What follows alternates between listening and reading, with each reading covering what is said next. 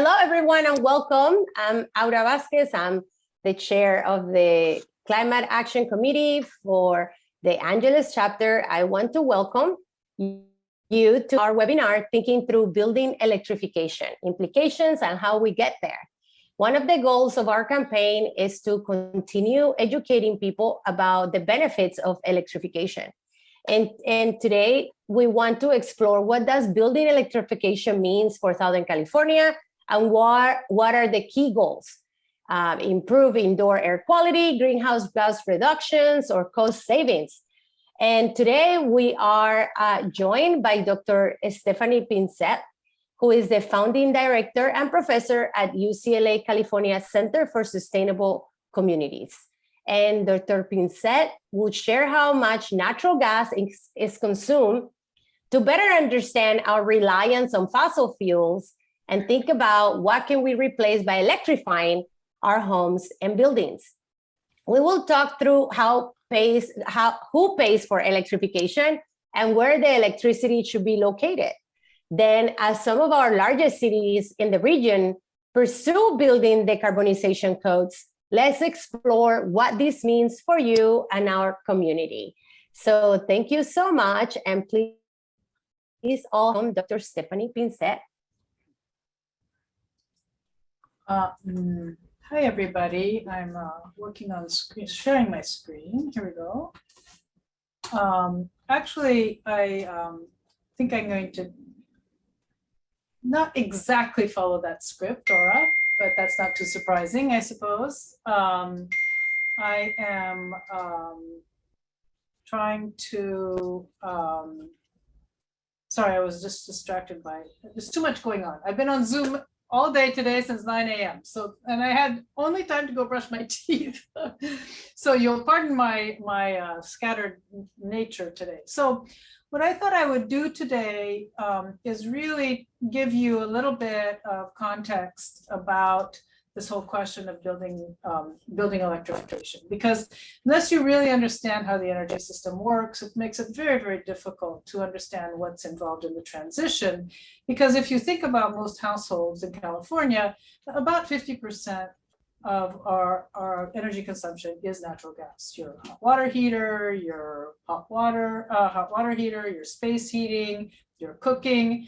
And so when you think about that transition, it's really significant. But in order to really put that, this is my team, they did all the work. I'm just the figurehead here, as you can see on the left. There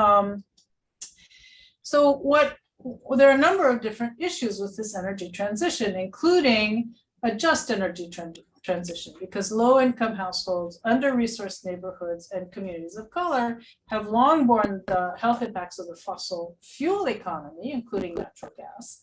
But if we begin to move towards electrification, there are lots of questions about who's going to bear the cost to electrify, to replace those hot water heaters, to replace the panel at the side of the house, to replace your dryer if you have a gas dryer, and so on. So CBOs have been pivotal actors in trying to advance this goal, and the state has been actively encouraging them to do this. But part of it is that the energy system is hugely complex, both physically and with respect to regulations and policymaking processes. I think I have the wrong PowerPoint. No, okay. So what we have done is really to work to try to make it more clear what's involved in this energy transition. So what do we have as an energy system? You know, you turn on the switch, but you don't even know where really things come from. So you have the question of ambient air quality. We cannot forget that not only are there greenhouse gas emissions produced by fossil generation, but the air quality issues are very, very significant. And once you have a centralized power plant that produces energy, it goes to this high voltage transmission system where there are huge amounts of losses. The longer your transmission lines, the bigger the losses. The hotter it is, the bigger the losses, the more fire vulnerability, and so on. And then, you know, it powers down to the home. And we have also forgotten that burning natural gas in the home is a pollutant in the home. We've done a bunch of research actually monitoring air quality in the home, and the gas stove is actually fairly significant in terms of air quality. On the other hand, replacing those gas stoves with electric cooking appliances requires a lot of energy because you want them to turn on just like that. So I think that the important thing to realize is that achieving decarbonization is not something that can be just done. It has to be thought through, it has to be paid for, and the question is who really is going to bear the brunt of that burden. So we're now at this kind of very pivotal moment in the energy transition, and momentous decisions that are being made. And what we have is a very unequal playing field. The investor-owned utilities mobilize hundreds of energy system specialists, attorneys, lobbyists, and marketing resources to fully engage in the arcane and intricate process of rulemaking. But a lot of us, including in the Sierra Club, struggle to really understand the basics like the duck curves, the interconnection rules, how the regulatory powers are divided. And so there's really not enough information available to engage at a sophisticated enough level where you can actually interact with utilities. So for example, in the MOU, POU, in the IOU territory, the investor-owned territory, there are rules about interconnection. Rule 21 is a rule that says that the utility gets to regulate the amount of solar that can be put on people's roofs because they're concerned about the two-way flow. But Rule 21 is not really exactly a transparent rule. You don't really know how they're determining the level of capacity of the local distribution line. So there are these kinds of questions about electrification that become very important if you can even afford electrification. So here you have a kind of schematic, right? You have how electricity is brought into your home. You have and this part here is something that becomes very, very important. Because if you have an older home, you probably don't have a service panel that is going to be able to accommodate electrification, particularly if you want to have electrified automobile, for example. And this becomes a very big choke point and an expensive choke point for electrification.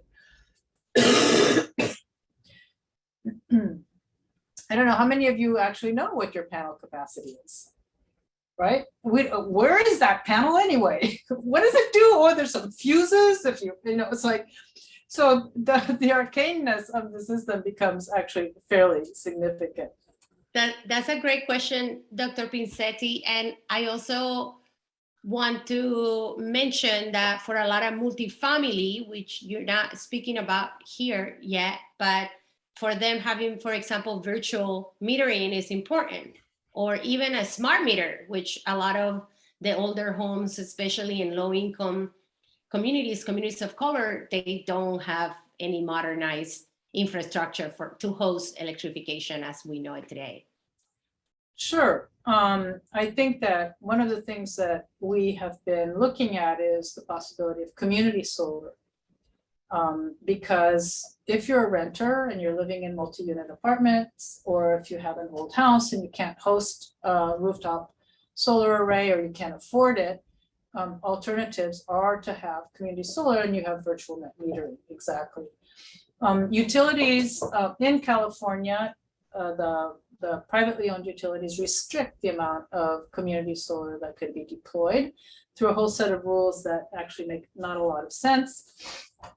But that would be a different presentation to go into that. But suffice it to say that community solar is a logical kind of approach, but is also enormously constrained by the rules of the utilities, as are resilient switchers.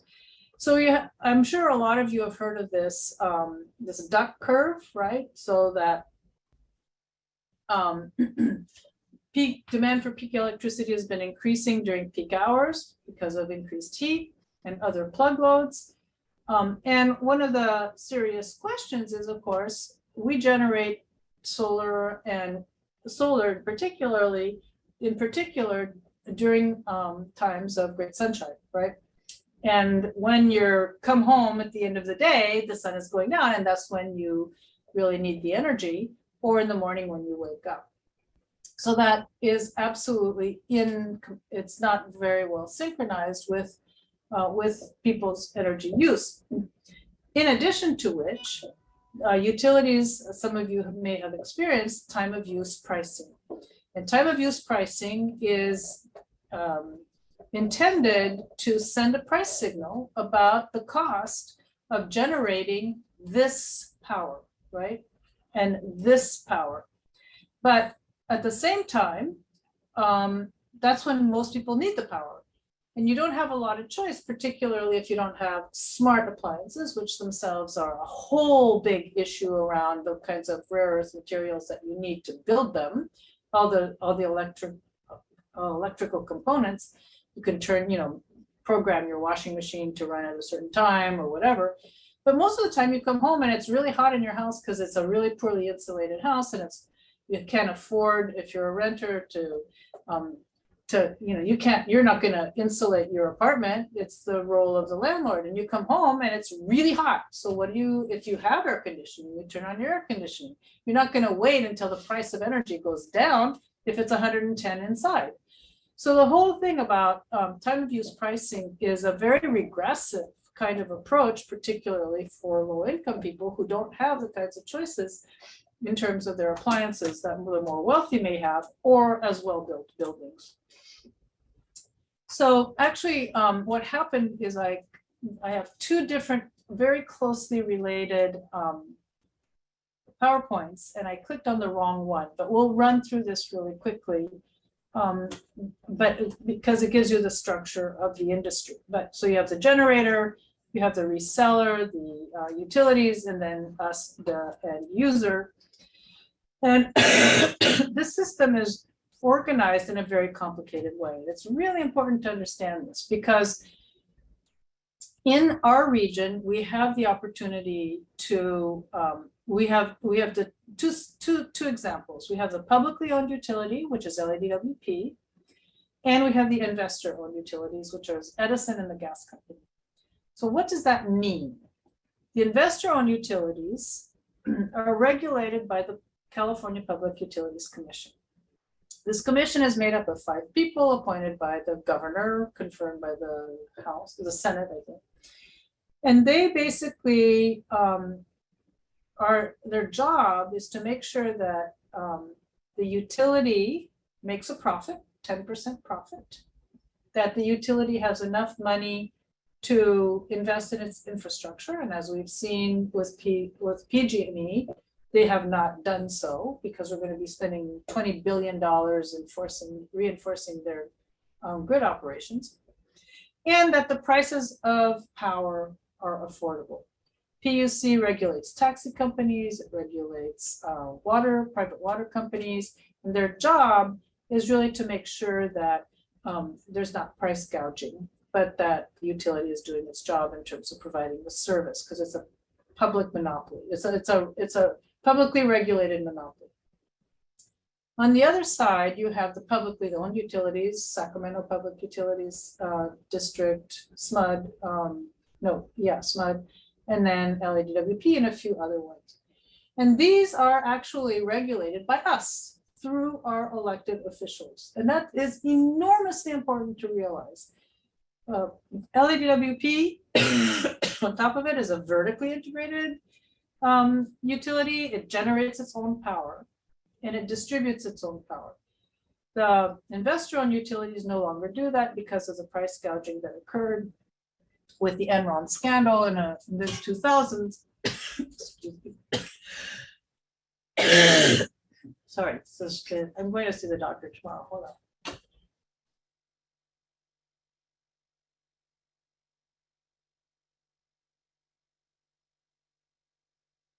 And while you grab a glass of water, I also want to say that In the case of LADWP, the LADWP has 5 commissioners, and the check and balance is with the city council.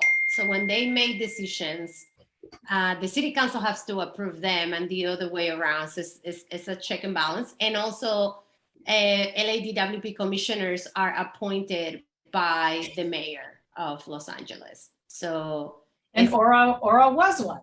Yes, and I'm a former commissioner for LADWP. Right. The other entity to know about in the state is the California Energy Commission, and the CEC really looks at the energy needs going forward in the state. And they do power plant siting approvals. So you have already between the PUC, the CEC, the IOUs, the POUs, a whole set of different players that serve different functions, but oftentimes don't talk to each other. So PUC and CEC are not necessarily aligned, as CEC is really trying to move an electrification agenda forward, whereas PUC is still concerned about the viability of the IOUs. And then on top of that, you have the community choice aggregators, which we can talk about if you think that's interesting. But what they have done is they're also public utilities that are joined by, created by Joint Powers Authority of many cities, usually at the county or multi-county level. And they can purchase energy. They can purchase electric energy and distribute it through the IOU lines. And there's an enormous fight that's taking place because the IOUs feel that the CCAs are big competitors. And so they're trying to jack up the price of that service of transmission of electricity through their lines.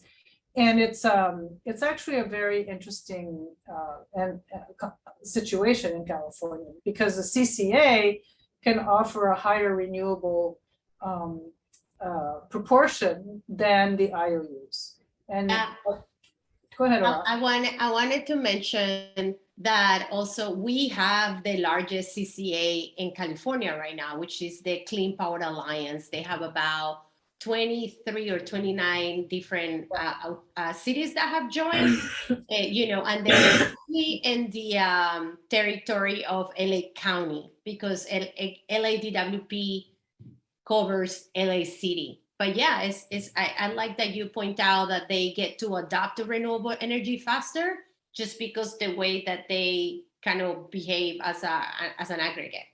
Yes, and they're publicly controlled as well. So that's another way in which the IOUs feel quite threatened.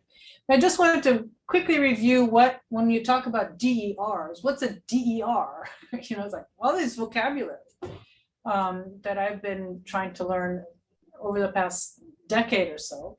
And these are new technologies that facilitate the generation and storage of renewable energy closer to the points of consumption, reducing reliance on the conventional grid for the supply of energy services. And what you're going to hear, and what you are hearing, no doubt, if you're working in this sector or interested in it, is that large-scale renewables are much cheaper to implement and much cheaper to run than these DERs, which if you're just doing a conventional economic analysis may be true, but it doesn't account for things like ecosystem damage. It doesn't account for the fact that those transmission lines are extremely vulnerable, as we've learned, through fires and wind and so on.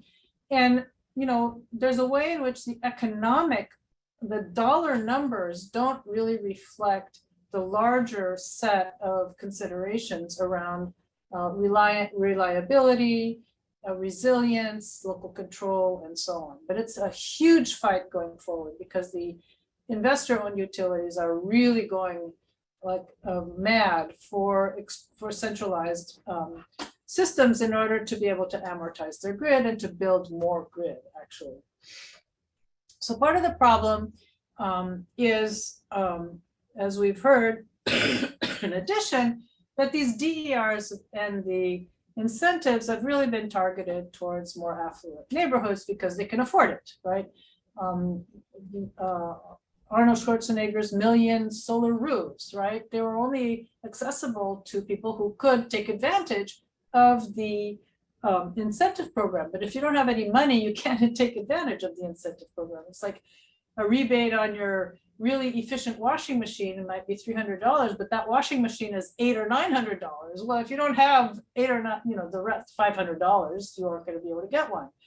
So one of the questions is really, how do we imagine and conceptualize DER systems, where they should be built, who should own them, and how should they be operated? And you can see the multiple challenges that exist, especially with people who don't own their own buildings, and what is classically called the split incentive, because landlords don't really have an incentive to do this if they can't recoup the cost, and the cost may take 5 to 10 to 20 years to be recouped, and they are not in the business of waiting 5 to 10 to 20 years to make a profit on their rentals. So the split incentive is an endemic problem for lots of different things, including improving the building, changing out the appliances, lots of different aspects of the dilemmas of renters faced with these kinds of challenges, like time of use pricing. So a potential solution is community solar with virtual net metering, as Aura mentioned. Circumvents many of the previous barriers. And community solar arrays can be built at one physical location with their output then virtually allocated to a group of customers. And that allocation is performed using a special net metering tariff, which allows for customers to sign on as part of the community solar, which is tied to an anchor generator or location if the threshold for generation is not too high for what the utility allows. So I have indeed made a mistake with my PowerPoint, but we can actually, let's see, what time is it? We can actually have a conversation about these dilemmas, because essentially, that's the electricity system. The natural gas system is a parallel system, and there is a huge set of questions about how you replace that natural gas with this problematic electrification, as you can see. So I think we should ask some questions, actually. Okay, so should I ask the questions we have? We have 2 of them. Excellent. Thank you so much for that. Yes, David, tell us what questions the audience have. Okay. And wait, I want to pause before we go on to the questions and thank David Eisenberg for being the really mastermind behind this webinar today, and really pushing us to another level of webinar streamings for us, at least here in the Climate Action Committee. So thank you, David, for all your time, for all that you have done, and for making sure that the webinar is working great. Yeah. Well, we have 2 questions, and then I have a question.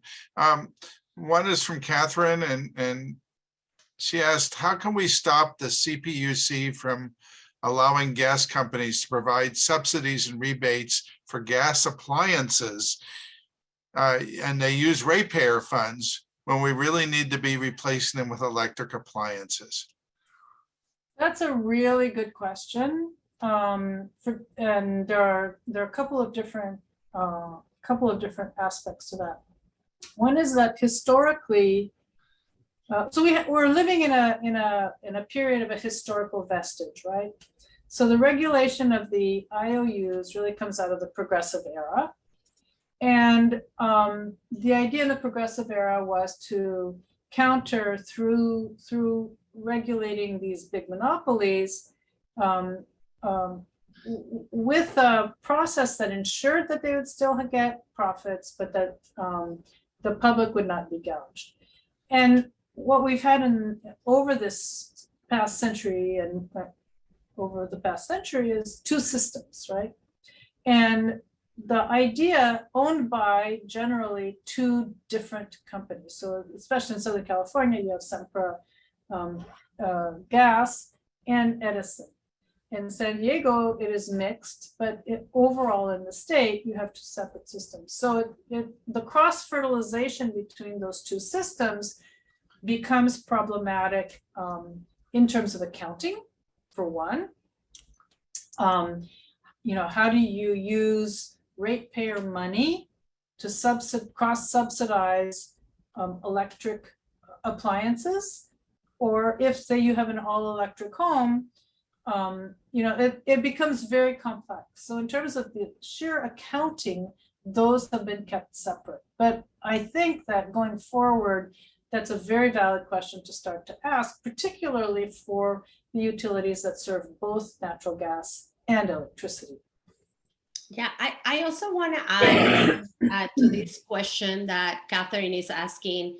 So the CPUC is governed by the governor. The board members are appointed by governor, well, right now with Newsom.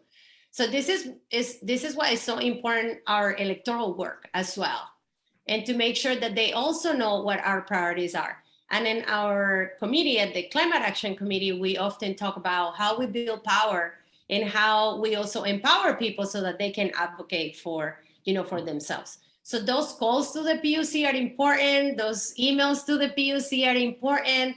Having the voices of people that are most affected by the climate crisis is so important too, that they get to also advocate and they have a space to say, wait, what about us, weatherizing our home and making it more ready for this type of policies and having on electrical stove and energy efficient appliances.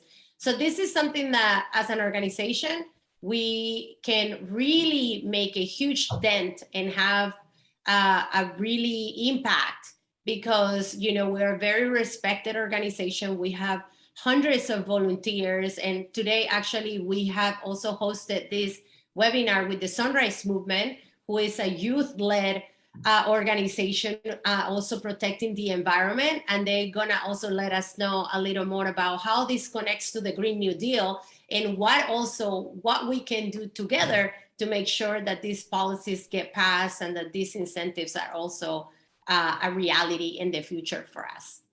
There is an Office of the Public Advocate at PUC that I feel very skeptical about, but it is the Office of the Public Advocate.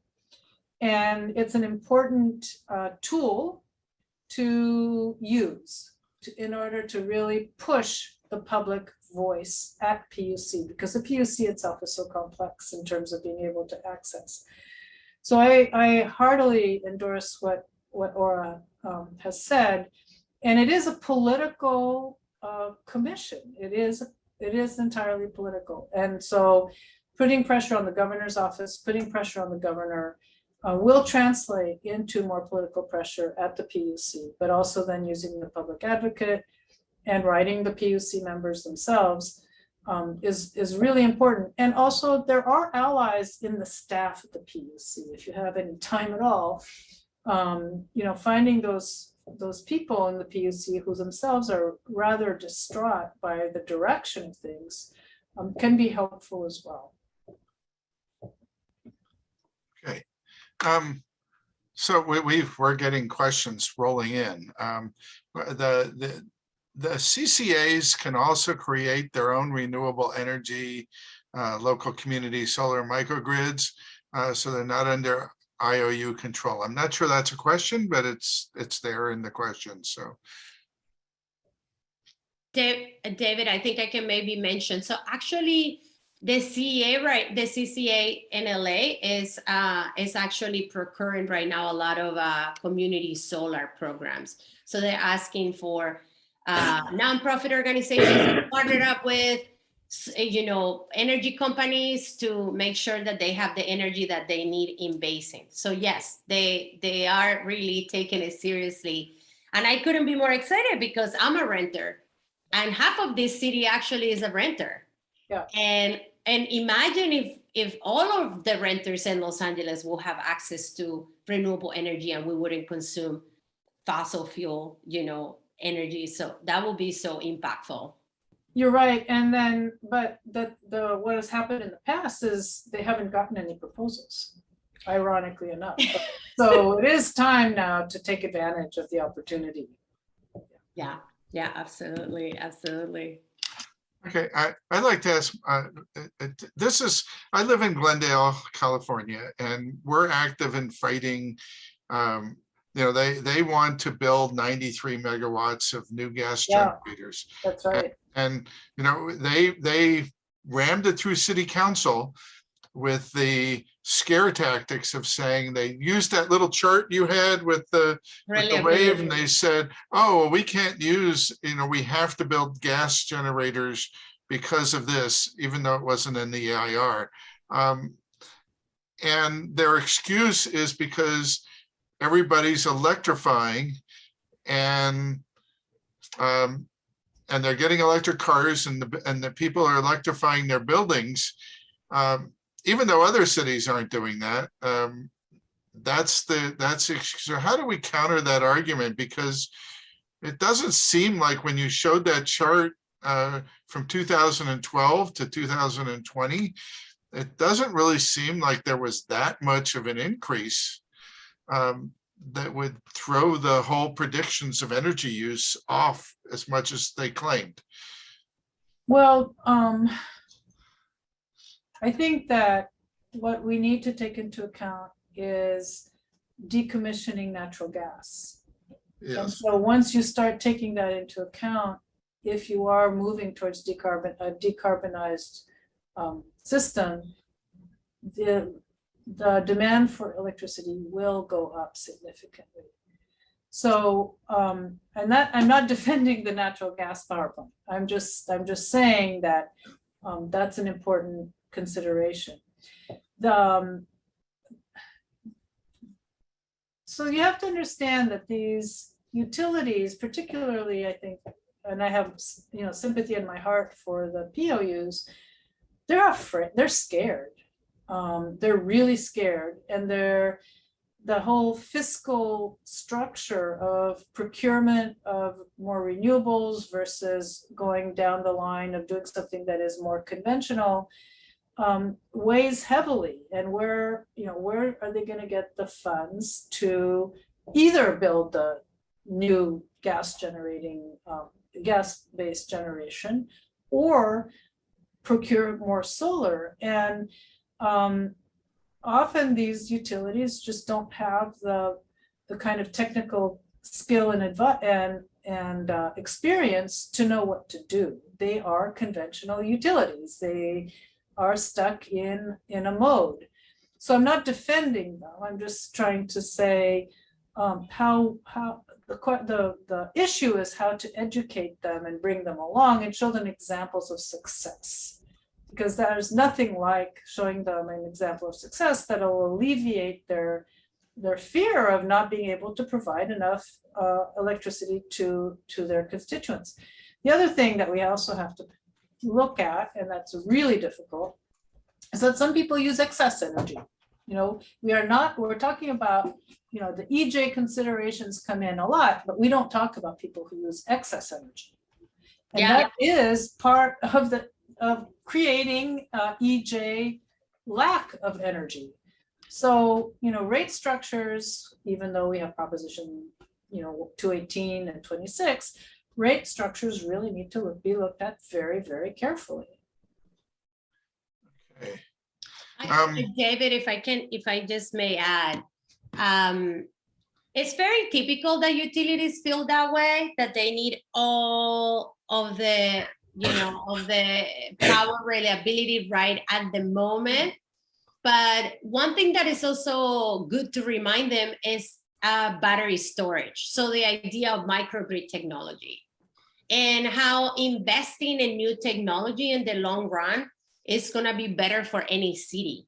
And a good example is to show LADWP, believe it or not, as behind as we might feel that they are, they have really tried to take the steps to get to 100% renewable in a way that is equitable, that creates jobs, in a way that is innovative, and that invests forward. And I think that's important sometimes to show, especially the smaller cities, because we share the same power authority and the same transmission lines. So, you know, at some point they're gonna have to do it. And it feels that it's such a silly investment at this point, especially if they're using reliability as their reason.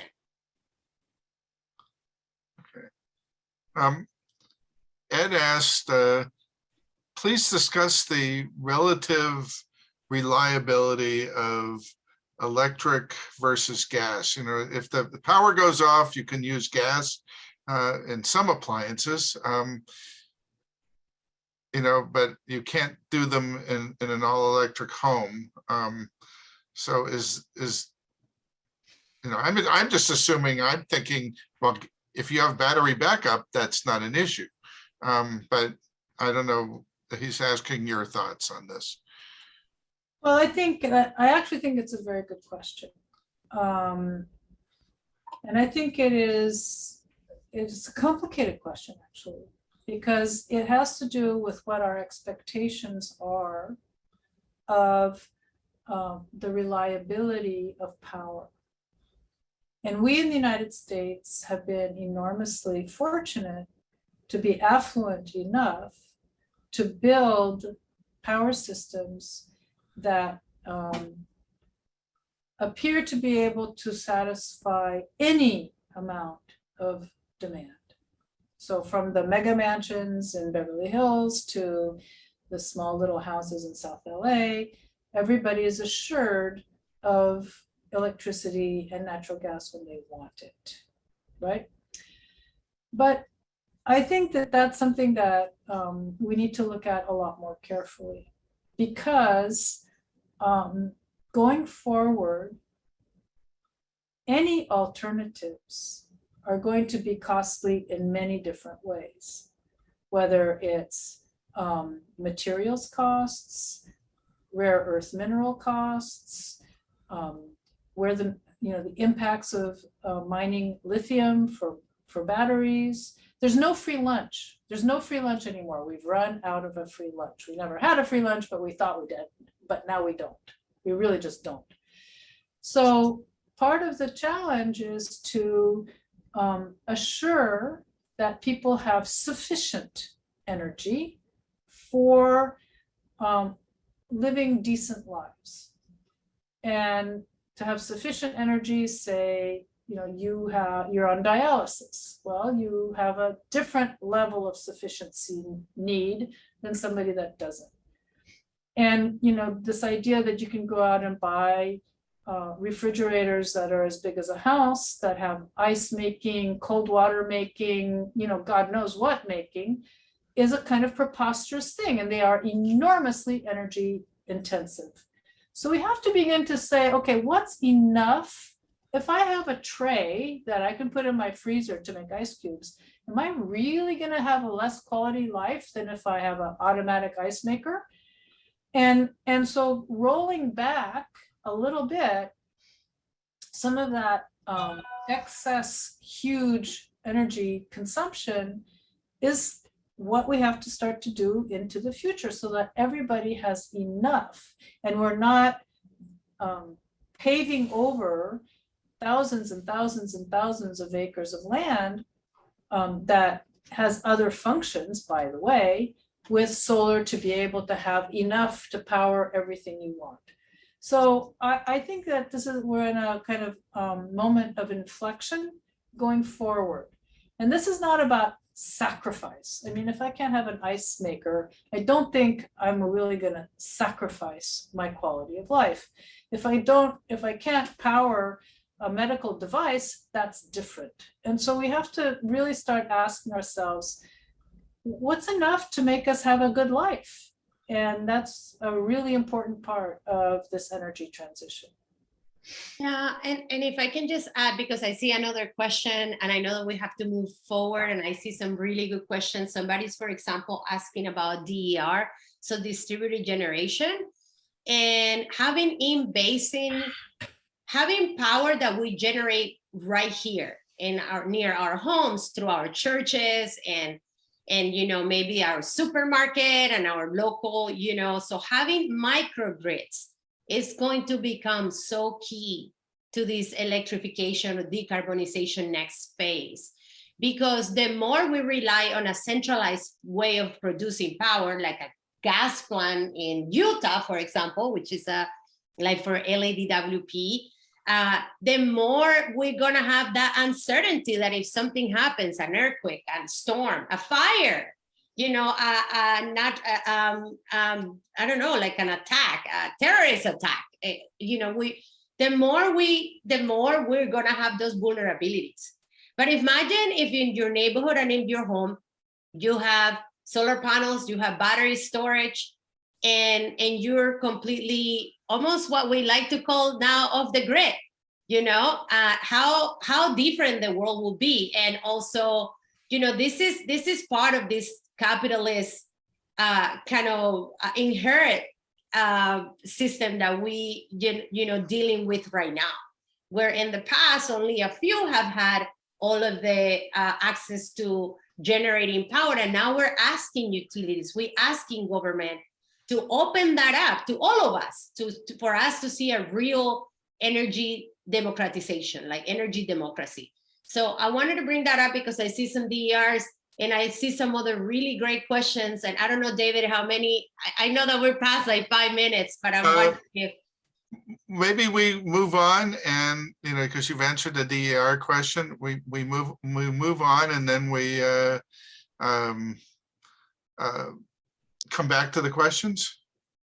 Okay, yeah, don't clear out the questions, because I think we have our next speaker, who is a Sunrise member. She is a local organizer here to Los Angeles. And she's also, I believe, a student with Berkeley, an engineering student with Berkeley. No. A long time ago, I studied environmental biology there. So maybe we can start by you tell us a little bit about who you are. Yeah. And who Sunrise Movement is.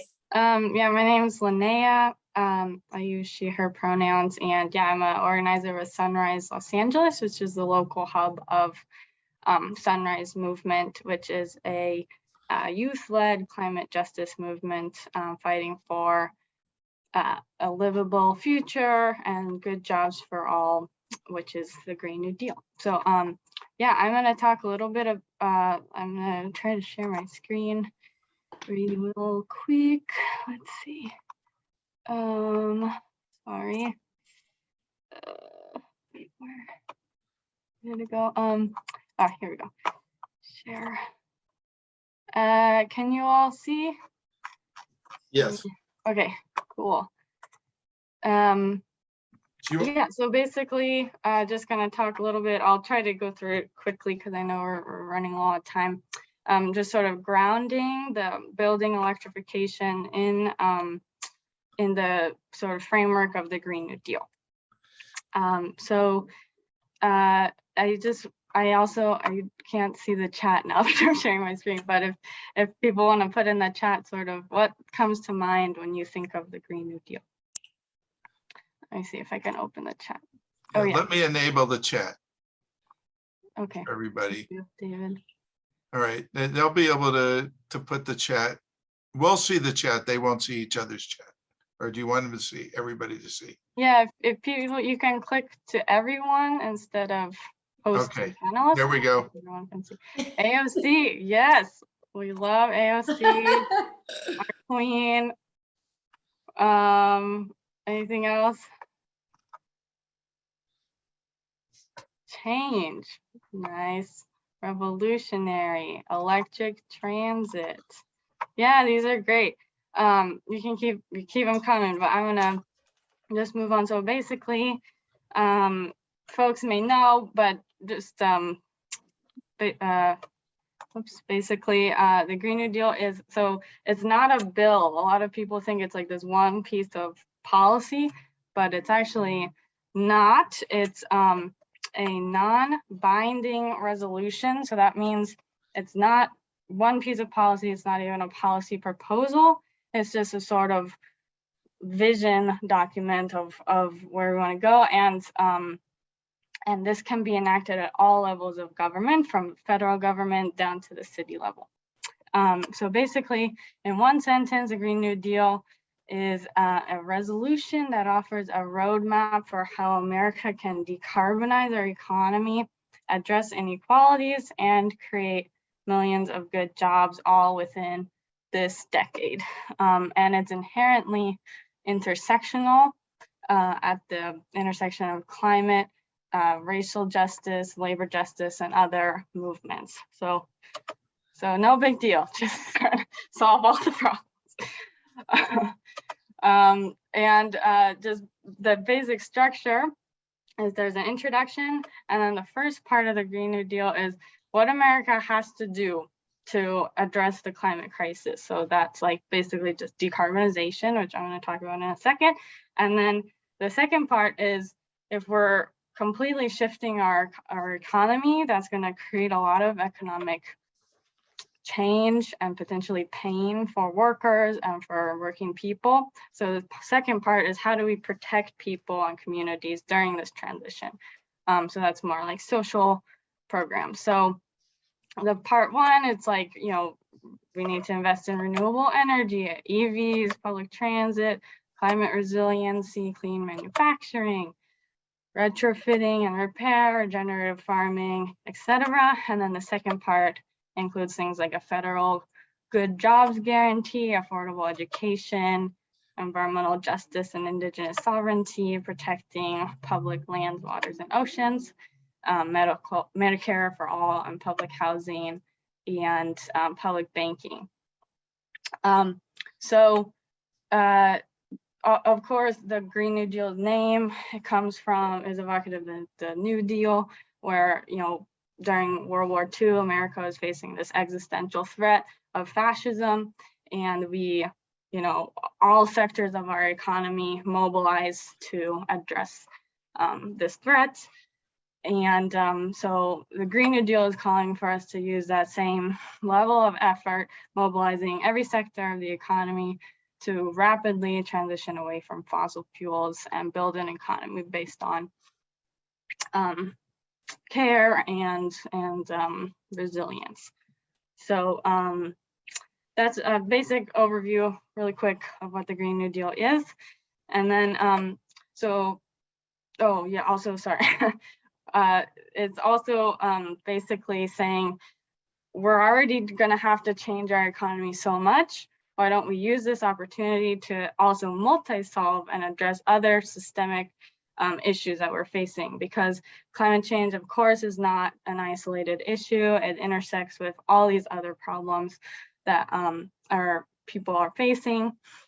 And it's actually just a symptom of larger systemic problems, namely capitalism, colonialism, white supremacy, and patriarchy.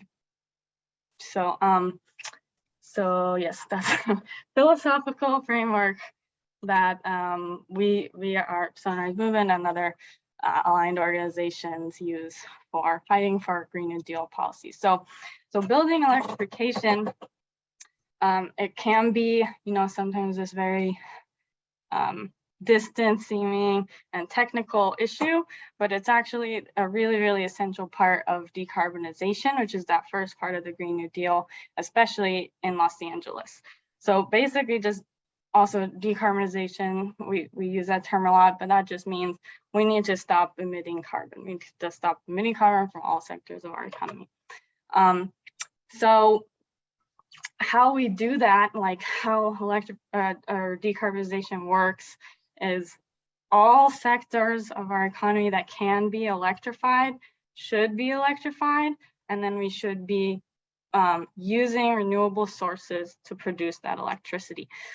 So buildings, this is for the whole of the US. Buildings are, you know, a significant source of greenhouse gases, but in Los Angeles specifically, it's much more. It's around 40% of our emissions come directly from residential and commercial buildings. Yes, so also just this thing is one section of data visualization tool called a Sinky Diagram, which basically follows fossil fuels from production to end uses. It's really, really cool. I would definitely suggest everyone to check that out at some point. But basically here, what I just did was I looked at natural gas and followed it down to this green thing on the bottom right, the residential sector. And basically right now, our buildings are linked to this fossil fuel infrastructure. And we know from years and years of science, and especially these new reports that are coming out there saying our window for climate action is really narrowing.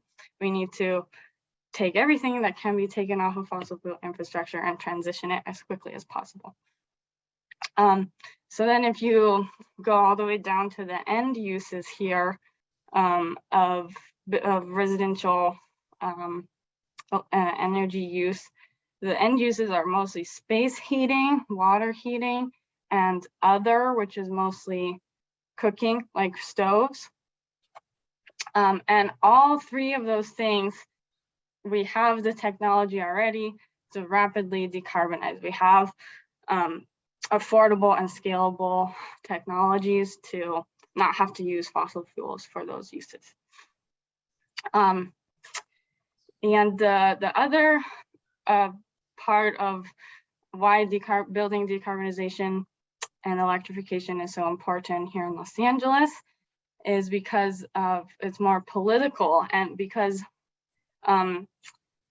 basically because we use gas for residential heating and appliances, there's SoCal Gas has a customer base, and until there's like an end point of when they will not have a customer base anymore, they have a lot of political capital, and they have used that political capital and their economic capital, which is our money, ratepayer money. They have used that to illegally fight a lot of really important climate legislation. They have funded front groups that pretended to be people interested in like balanced energy solutions, but they're really just fossil fuel lobbyists. And then they are actually facing a $10 million fine for fighting climate action at the California Public Utilities Commission. So this infrastructure is actually not only creating health problems for people now, like the Aliso Canyon disaster, and it's actually very bad to just have like methane like around your house. Like a lot of times people will have more asthma, etc. So, but the main thing is that it's linking our infrastructure to fossil fuels, and also another point is that SoCal Gas had an opportunity for many years to sort of transition their business model to a more balanced energy mix, and they did not. They dug in their heels and they fought tooth and nail any sort of climate legislation that could have actually averted a lot of the impacts we're seeing now. So sort of like they made their bed and now, you know, they're gonna lie in it, and they, in my opinion, they don't really have a place in a green Los Angeles and green Southern California. I wanted just to add, I see your picture here, and actually the Sierra Club was part of this proceeding on suing therefore. Oh yeah. For just deceiving the public about climate policies and such. So I just wanted to mention that. Yeah. Yeah, so that's sort of the decarbonization aspect. But the second part is, you know, how will we protect people? So, you know, especially if we're thinking of SoCal Gas and other fossil fuel companies not necessarily existing in a decarbonized future, it's very important that that doesn't harm workers and their families and their communities, that there's ways to retrain them and make sure that they have prevailing wages and union protections. And then also a big part of the just transition is ensuring that working class and communities of color are protected, and Indigenous communities. So in relation to building electrification, AOC has a saying that we shouldn't go from a time of coal and oil barons to a time of solar barons, right? And so in terms of housing, we shouldn't go from a time of, you know, fossil fuel powered homes to electric, green, luxury condos, right? This transition needs to be just, and housing justice and protection of renters, tenants, and retrofitting existing buildings needs to be a big part of that. So sorry for the background noise. Yeah, so basically we're very at Sunrise LA, we're very happy that the CEMO is working on ensuring that equity is really at the center of building electrification laws in LA, and that existing buildings are retrofit while we are considering electrifying new buildings, so that it doesn't increase the cost of living and contribute to gentrification and all these other issues that we're already experiencing here in Los Angeles. So yeah, basically, the building electrification is not only an issue that we need to do to stop emissions, but it's also an opportunity for us to build a safer, healthier, climate resilient Los Angeles, where we will be, you know, living in cleaner buildings, and you know, and marginalized communities will be protected. So that's all I got. Try to go through it quickly. If you want to stay up to date with what the work we're doing, these are ways to get involved. Yeah, I guess I can. Maybe after you're done, maybe you can put those in the chat for everybody. Yeah. Oh, sure. Yeah. Thank you. Thank you so much for your presentation. I'm gonna stop sharing, but I'll put these in the chat. Okay. Just could you, when you talked about the health factor in a home, you know, we all know that just you know, you have a gas, even if it's not turned on, it's leaking methane into your home. You know, does that respond to the lawmakers and the public respond to that argument, or is this like, oh, I've been using gas for years, it's no big deal, and you know, how do you talk about that health risk? Yeah, I mean, maybe Aura can speak a little bit more, but they did a lot of this work already, building electrification in the Bay Area, because they have PG&E and E, so the utility company wasn't fighting against it so hard. But they did a lot of, I think the main issue was just people liked cooking with gas because it, you know, it's like quicker, like it heats up quicker and they feel like it's easier to cook. So they did all these like food demonstrations on electric stove tops and showed that you can cook things. They had like celebrity chefs in the Bay Area come and do presentations and stuff. But yeah, I mean, I think that talking about the health risks is something that's really, really important. And like, it's something I didn't know about until this year, until Sunrise started working on this issue. So I live in a small, you know, affordable studio apartment, right literally right next to me is this like very scary old gas furnace thing that they have to, SoCalGas has to come and light it with an actual like flame during the winter time, and it kind of freaks me out that that's like sitting right next to me. And actually the Sierra Club created a video where they use a special camera and lit up when you turn on your stove, how much emissions, methane, gas. And it's pretty scary to see that, you know, even when you're not using your gas stove, it's emitting, you know, certain gases that are harmful for your health. So if you live like Liene in a small apartment where you have a gas heater, is really dangerous for your health. So I appreciate that you're bringing that angle, and I appreciate so much both of you for coming to share with us your knowledge. I know we are at time, but I'm wondering if guests want to stay. I know that we have 4 more questions that people have on the chat, and maybe we can go over those very quickly. But I wanna thank everyone so much for stopping by and checking out this webinar. The Climate Action Committee is very committed actually to really move forward 2 policies that are on the floor right now, at least in Los Angeles. One is to find a better process through the Climate Emergency Mobilization Office, and the other one is to decarbonize or electrify new buildings. And we're gonna need all the help that we can get. So every first Thursday at 4 o'clock of the month, we meet and via Zoom, the Climate Action Committee, and strategize around these 2 goals or these 2 policy goals. And we also have a Slack. You can join our Slack and get in the mix and find out, some other stuff that we do. We have many different ways, and you can get plugged in. But thank you so much, everyone, for coming. And if we have another minute from the speakers, maybe we can go over the questions that we have left. Okay. So we have 4 questions unanswered. So maybe we'll leave it at that.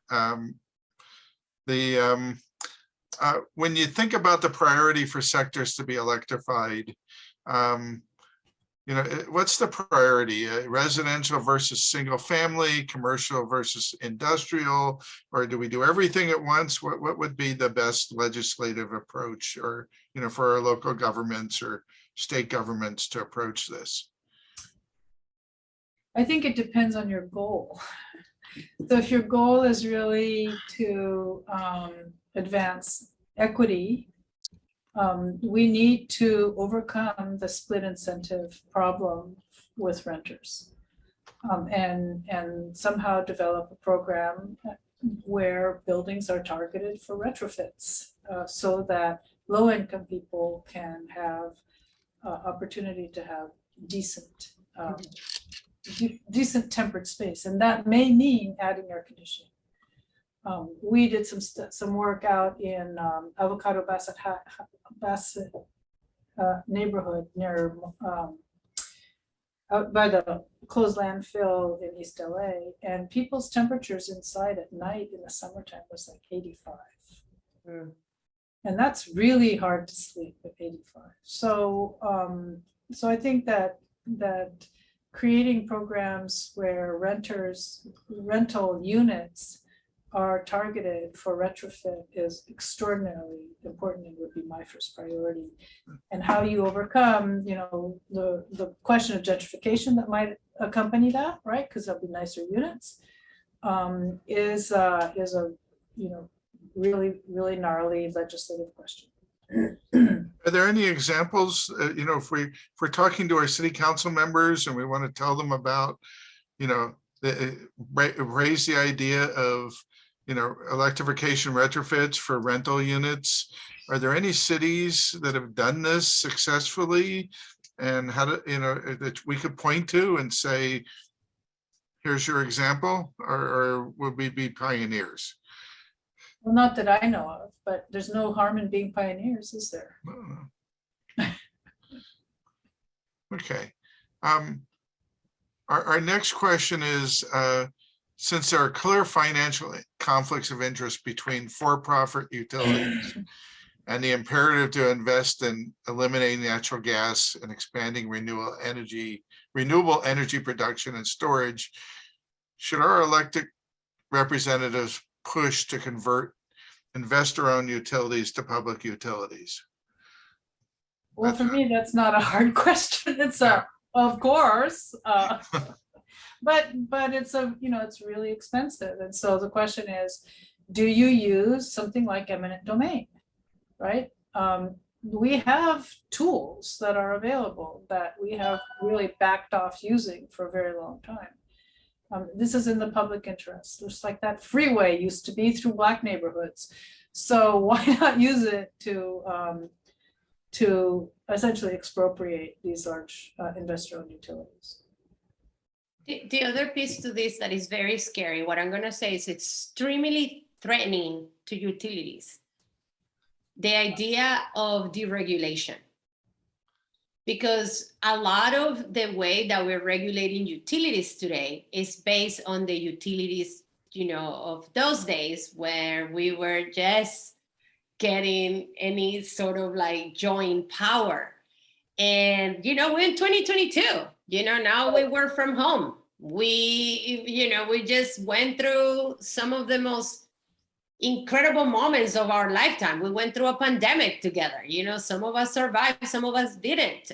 This has transformed the way we see the world. So how is that also going to transform our power sector? And the idea of giving power back to the people, what does that mean? How we do that? That's why I'm so excited about microgrids, because I do see the light and I do see the hope. It's kind of like co-ops or in housing, we talk about other practices, that give people the opportunity to, to own their own homes in a way that is communal.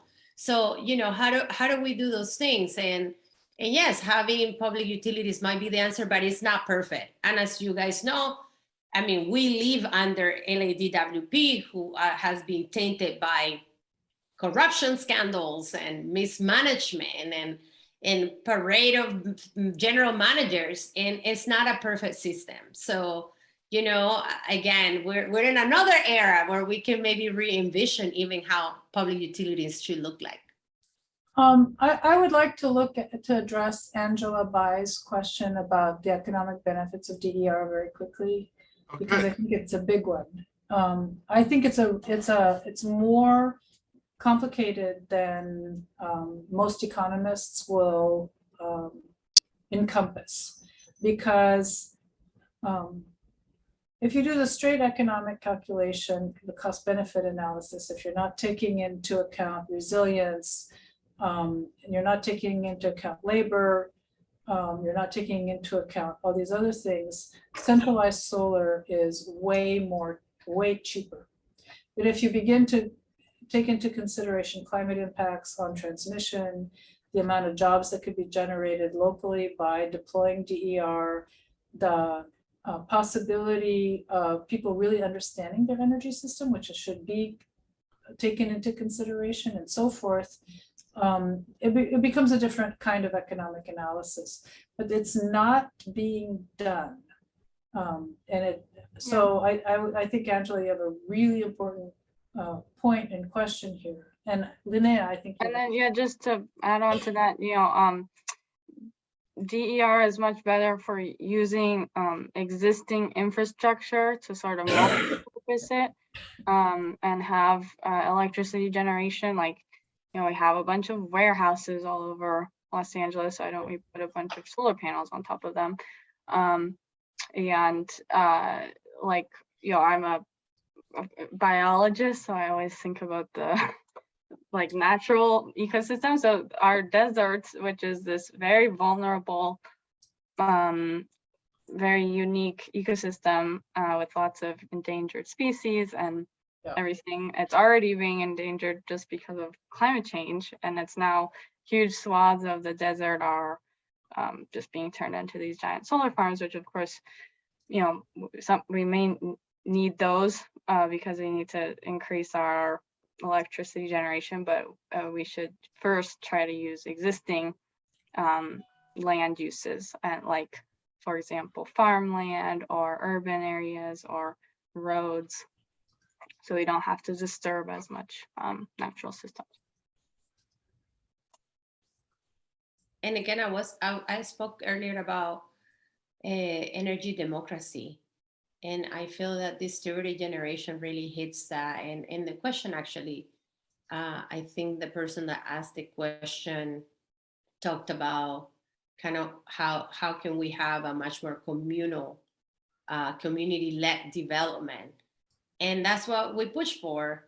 You know, I can fairly say Sierra Club, Sunrise, we push for that type of input. And in the next 3 Thursdays, starting today at 6 p.m., the climate emergency mobilization is actually from the city of Los Angeles. It's actually exploring how would that look like and how real climate equity will look like in the next phase of electrification. So lots of good questions, and I want to thank the speakers for being here, Leanne Norton and Dr. Stephanie Pincetti for taking the time to come in and chatting with us and exploring more about electrification. You know, this is something that we're learning. We have seen cities like New York and San Francisco, San Jose, other cities adopting ordinances on this, on electrification. And in LA, we want to do it with the caveat of being it very truthful to climate justice and environmental justice. We want this to really benefit those communities that are most affected by climate change and pollution. So thank you so much, and I hope you feel better. Thank you. Dr. Vincetti. And we will distribute a recording of this program so you can share it with other people. All right. Yes, and for all of you, I see you on Thursdays, and please join our Slack channel and, you know, join our efforts to make sure that Los Angeles has a really great electrification program moving forward. All right. Thank you, David. Thank you so much, everyone. Bye. Bye.